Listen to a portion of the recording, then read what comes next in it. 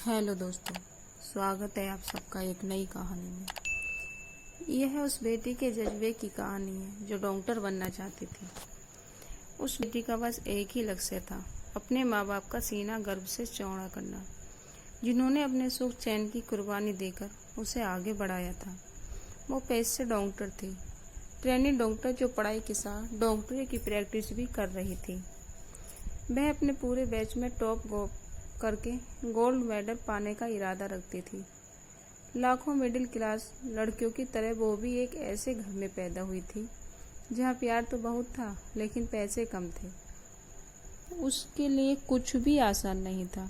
कोलकाता के भीड़ भाड़े इलाके सोड़पुर के एक छोटे से स्कूल से लेकर कोलकाता के अर्जीकर मेडिकल कॉलेज में पढ़ने तक हर कदम उसके लिए एक नई उम्मीद थी।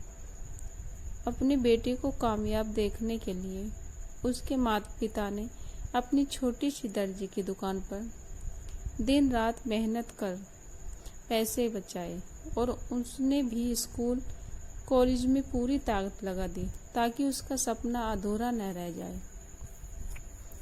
वह एक समझदार बेटी थी। ऑटो रिक्शा, ट्रेन से स्कूल कॉलेज या दोस्तों के साथ जाती, लेकिन कभी कोई शिकायत नहीं की।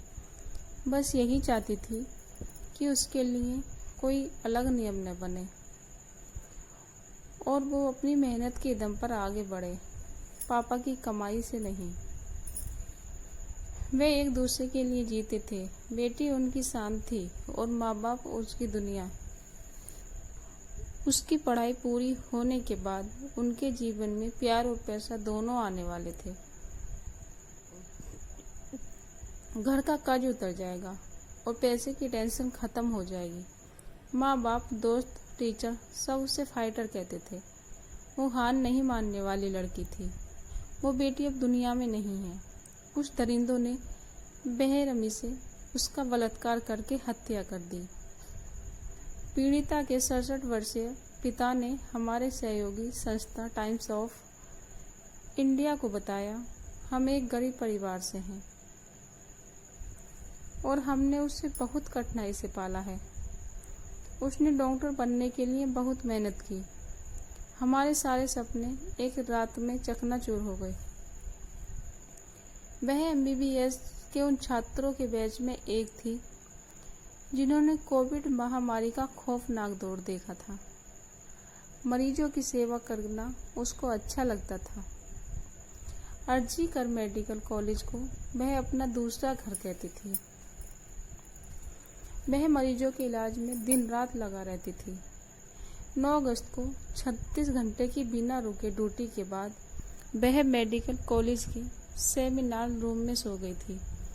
तभी उस समय पर एक या एक से अधिक लोगों ने हमला किया, उसके साथ बलात्कार किया और उसे इतनी बेरहमी से मार डाला कि उसकी गर्दन और पेल्विस टूट गई। अगली सुबह सेमिनार रूम में आए इंटर्न और साथी पोस्ट ग्रेजुएट ट्रेनी ने उसका शव पाया। उसका लैपटॉप, नोटबुक और सेलफोन उसके बगल में सही सलामत पड़ा था। एक आरोपी संजय रॉय को गिरफ्तार किया गया, लेकिन उसके सहयोगी और माता पिता को विश्वास नहीं है कि वह इस अपराध में अकेला शामिल है। माता पिता ने कोलकाता हाई कोर्ट का दरवाजा खटखटाया, जिसके बाद CBI ने मामला संभाल लिया है और अब तक उसने कुछ सहपाठियों, सहयोगियों, वरिष्ठ शिक्षक, प्रिंसिपल और अस्पतालों के अधीक्षक से पूछताछ की है। मामला सामने आ रहा था